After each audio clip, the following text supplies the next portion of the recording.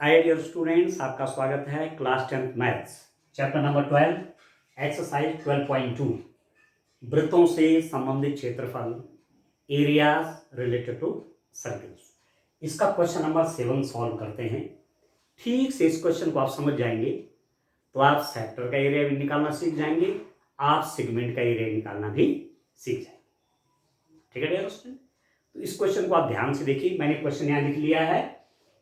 त्रिज्या 12 सेंटीमीटर वाले एक वृत्त की कोई जीवा केंद्र पर 120 डिग्री का कोण अंतरित करती है। संगत वृत्तखंड का क्षेत्रफल ज्ञात कीजिए।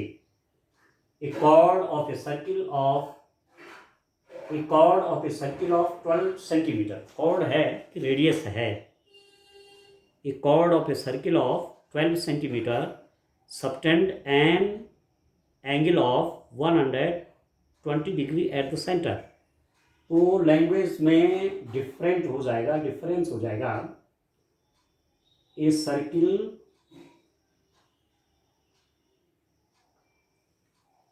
एक सेकंड देखिए आप। A circle of a chord of a circle of radius 12। Okay, a chord of a circle of, यहाँ थोड़ा छूट गया, रेडियस इसका छूट गया। A chord of a circle of radius 12 centimetre, मतलब 12 सेंटीमीटर का कोई सर्किल है, उसकी कोई chord certain an angle of 120 degrees at the centre. Centre पर 120 डिग्रीज का कोण बना रही है। Find the area of the corresponding segment of the circle. Pi की वैल्यू दे रखी है और स्क्वायर रूट ऑफ 3 की वैल्यू दे रखी है। ये किस टाइम पर मैं मान लेता हूं सर्किल का सेंटर O है। ये कोई कॉर्ड है, कॉर्ड की लेंथ नहीं मालूम। ये भी कोई कॉर्ड है और ये ट्राइंगल की रेडियस हो गई, सॉरी इस सर्किल की रेडियस हो गई। ओ ए और ओ बी रेडियस हैं। रेडियस दी हुई है 12 सेंटीमीटर। वृत्त की त्रिज्या आपको 12 सेंटीमीटर दी हुई है।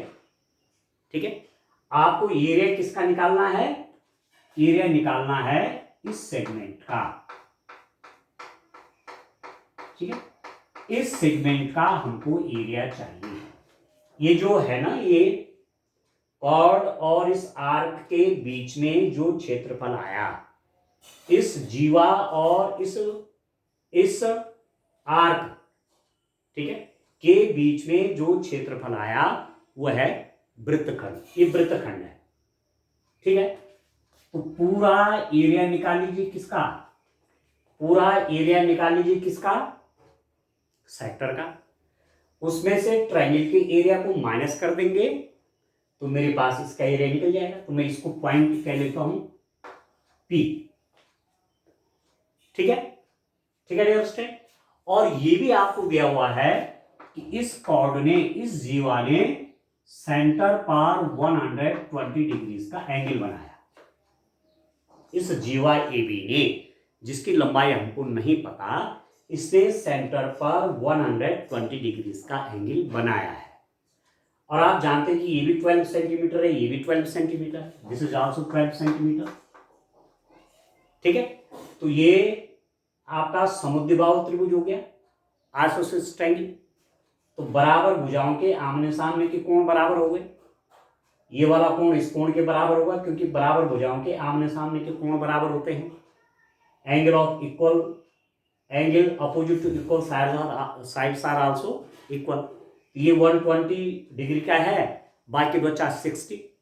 तो 60 डिग्री के एंगल को दो हिस्सों में कर लीजिए। ये हो जाएगा 30 डिग्री और ये भी हो गया 30 डिग्री। ठीक हो? अब डियर स्टूडेंट, सबसे बड़ी बात यह है कि मुझे इसका भी एरिया चाहिए। इस ट्रायंगल का एरिया निकालने के लिए मैं यहां से परपेंडिकुलर ड्रॉ कर लेता हूं। ऐसे मैंने कहा ON कोई परपेंडिकुलर है। ठीक है, ON परपेंडिकुलर है। अब मुझे इसके हाइट भी चाहिए, मुझे बेस भी चाहिए। ठीक है, समुद्रबाहु त्रिभुज की विशेषता ये होती है कि यहां से जो परपेंडिकुलर डाला गया है, ये इस साइड को दो बराबर भागों में बांटता है। यदि मेरे पास A निकल जाएगा तो उसका मैं डबल करूंगा तो मुझे A भी निकल जाएगा। ठीक है, तो आप देखिए वृत्तखंड कौन सा बना? वृत्तखंड APB का क्षेत्रफल, वृत्तखंड ए पी बी का क्षेत्रफल, ये आपको फाइंड आउट करना है। Area of segment A P B, जो मैंने सेडेड कर रखा है, ये है वृत्तखंड, इसका क्षेत्रफल चाहिए। ये है सेगमेंट, इसका एरिया चाहिए, मैंने सेडेड करा हुआ है, इसका नाम मैंने लिख दिया एपीबी। ठीक है, तो ये कैसे निकालेंगे? दिस इज इक्वल टू, आप लिखेंगे त्रिज्यखंड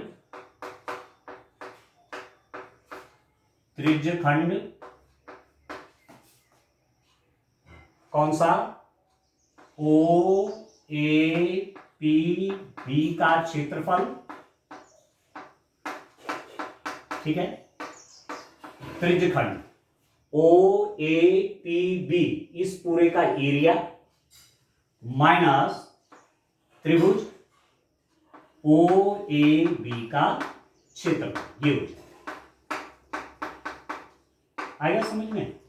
इस पूरे के एरिया में से, जिसको बोलेंगे त्रिज्यखंड, इस एरिया में से इस ट्रायंगल के एरिया को माइनस कर देंगे।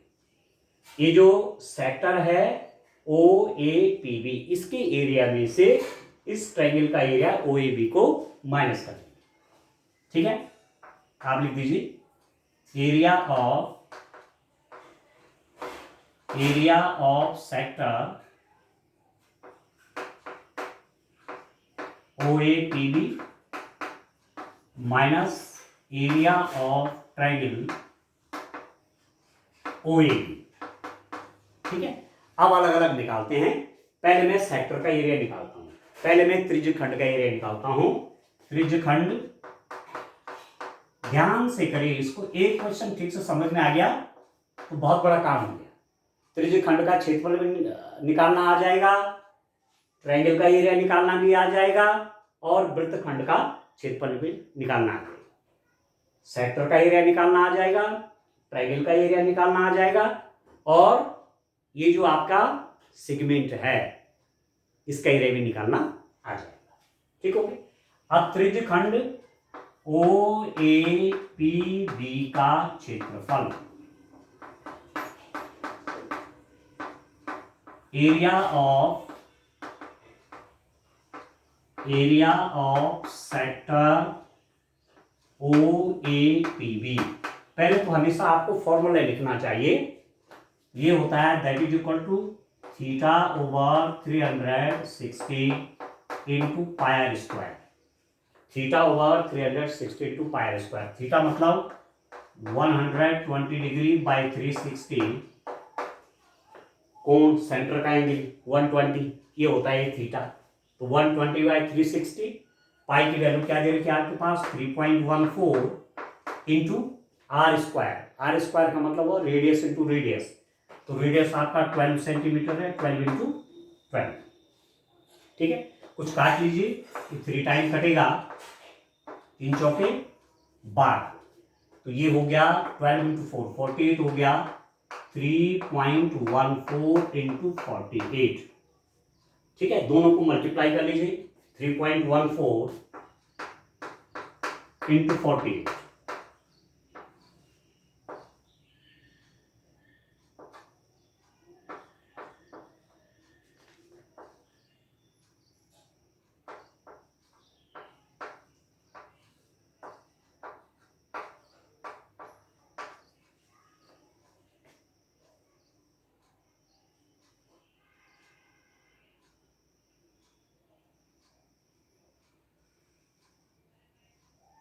ये हो गया डियर, और ये आपका कितना हो गया? This is equal to 150.72 centimetre square.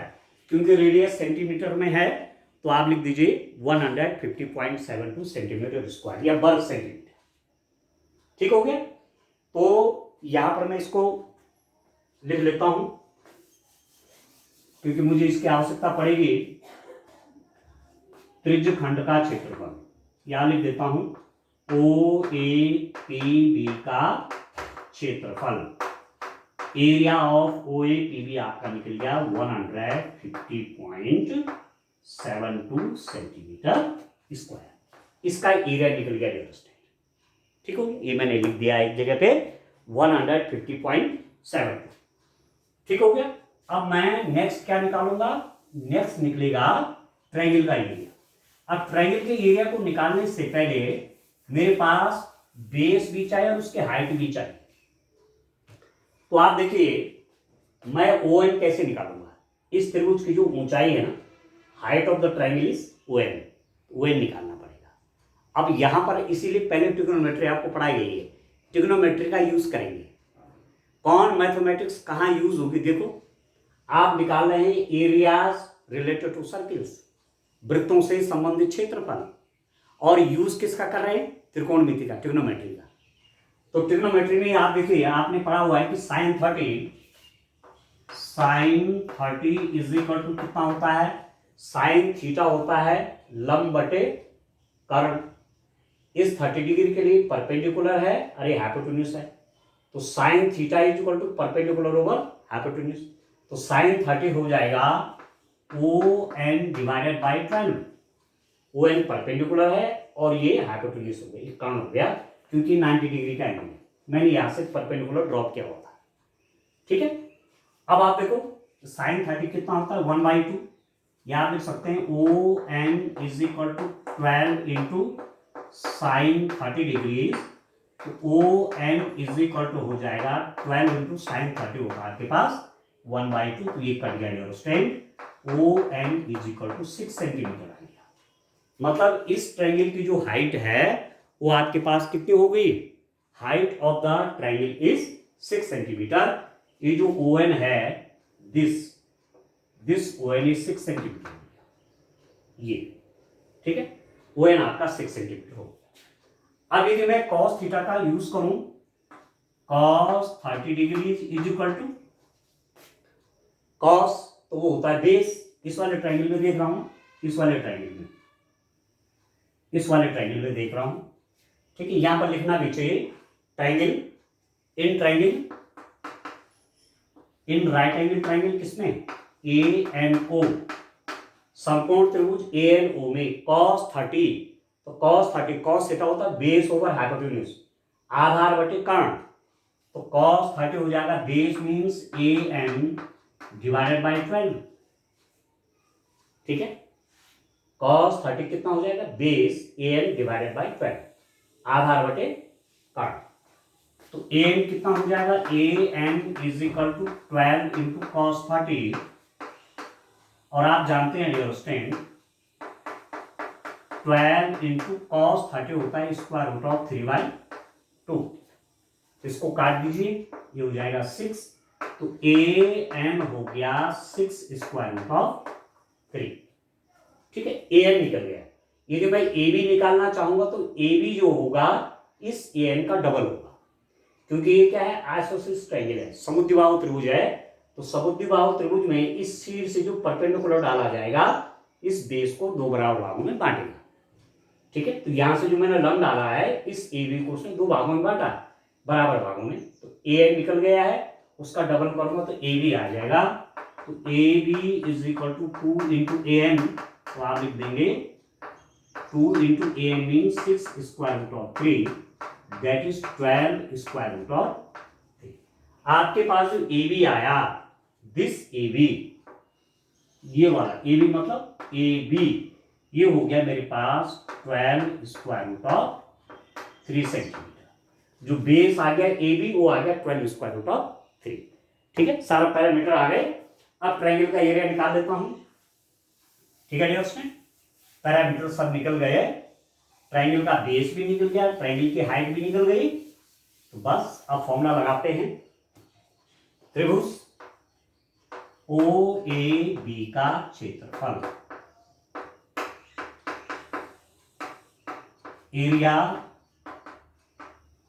Of triangle O A B, triangle O A B का एरिया, ओ ए बी का एरिया कैसे निकलेगा, 1/2 into base A B into A N, A B into O N, 1/2 A B into O N, this is equal to 1/2 into A B कितना है, A B ये है 12 square root of 3, A B निकल गया मेरे पास 12 square root of 3 into O N निकला हुआ है 6, ये 6 निकला हुआ है।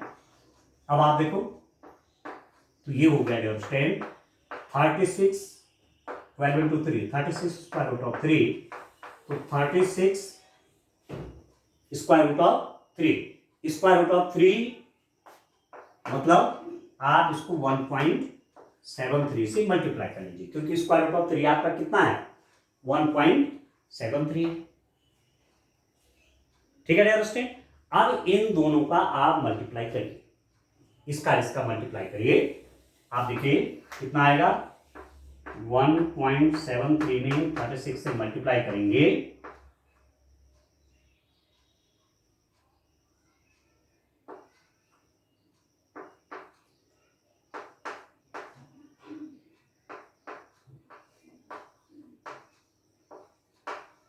तो ये आपके पास आ गया 62.28।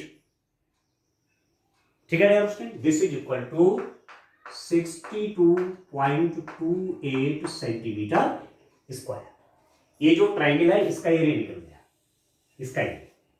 ठीक है, तो यहां पर लिख देता हूं ट्राइंगल ओ ए बी का क्षेत्रफल, तो ये मेरे पास आ गया 62.28 सेंटीमीटर स्क्वायर, 62.28 सेंटीमीटर स्क्वायर। अब चलिए, अब सब कुछ निकल गया, तो अब मैं सीधे इस फॉर्मूले में वैल्यू रख दूंगा।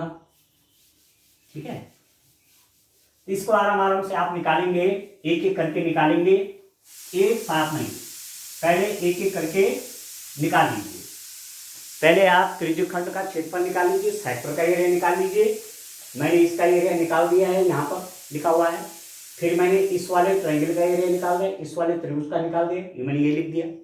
ठीक है, अब मैं फॉर्मूले पर लिख लेता हूं वृत्तखंड एपीबी। ये जो वृत्तखंड है एपीबी, ये शेडेड रीजन, जो ये छायांकित भाग है, इसका क्षेत्रफल कैसे हो जाएगा, इस पूरे का एरिया, त्रिज्यखंड ओएपीबी का एरिया माइनस ट्रायंगल ओएबी का एरिया, तो कितना हो जाएगा ये वाला एरिया, ये वाला एरिया हो जाएगा 150.72 centimetre square minus area of triangle OAB.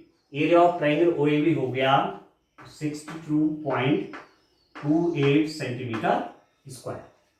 इस पूरे के एरिया में से ये वाला एरिया माइनस कर देंगे। ठीक है, तो कितना हो गया, अब माइनस कर लीजिए डियर स्टूडेंट, 150.72 सेंटीमीटर स्क्वायर।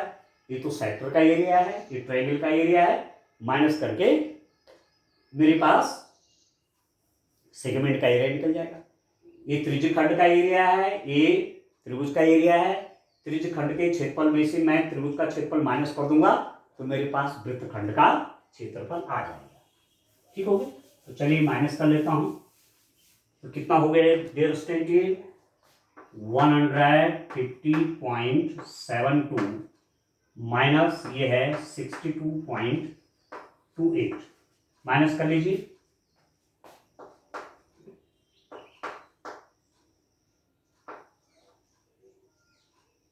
ये हो गया 88.44 सेंटीमीटर स्क्वायर, 88.44 सेंटीमीटर स्क्वायर। ये जो आपके पास क्या, किसका एरिया, ये वाला एरिया, ये वाला एरिया दोस्तों, ये जो एरिया है, ये सब, इसको क्या बोलेंगे, इसी का नाम है वृत्तखंड। इसी का नाम क्या है, वृत्तखंड। यही है सेगमेंट, यह है वृत्तखंड, सेगमेंट। ठीक है, इसका एरिया कैसे फाइंड आउट करेंगे, पहले पूरे का एरिया निकाल देंगे, ये इसको बोलेंगे, इसका नाम है त्रिज्यखंड, सेक्टर का एरिया, और उस एरिया में से ट्रायंगल के एरिया को माइनस कर देंगे। ठीक है, इस पूरे एरिया में से इस ट्रायंगल के एरिया को माइनस कर देंगे तो इसका निकल जाएगा, और इसी का नाम है वृत्तखंड, सेगमेंट का एरिया। ठीक है डियर स्टूडेंट, इनकी ठीक से प्रैक्टिस कर लीजिए। बोर्ड में एक क्वेश्चन यहां से आएगा, या तो त्रिज्यखंड का क्षेत्रफल पूछेगा, सेक्टर का एरिया पूछेगा, या ठीक है, या सेगमेंट का एरिया पूछेगा, वृत्तखंड का एरिया पूछेगा। ठीक है, तो वृत्तखंड का पूछेगा तो पहले किसका निकालना पड़ेगा, वृत्तखंड का क्षेत्रफल पूछेगा तो पहले त्रिज्यखंड का निकालना पड़ेगा, फिर उसमें से त्रिभुज के क्षेत्रफल को माइनस करना पड़ेगा। ठीक है डियर स्टूडेंट, इस टाइप जैसे आगे और बढ़ते जाएंगे और भी आपके समझ में क्लियर होता है। Thank you.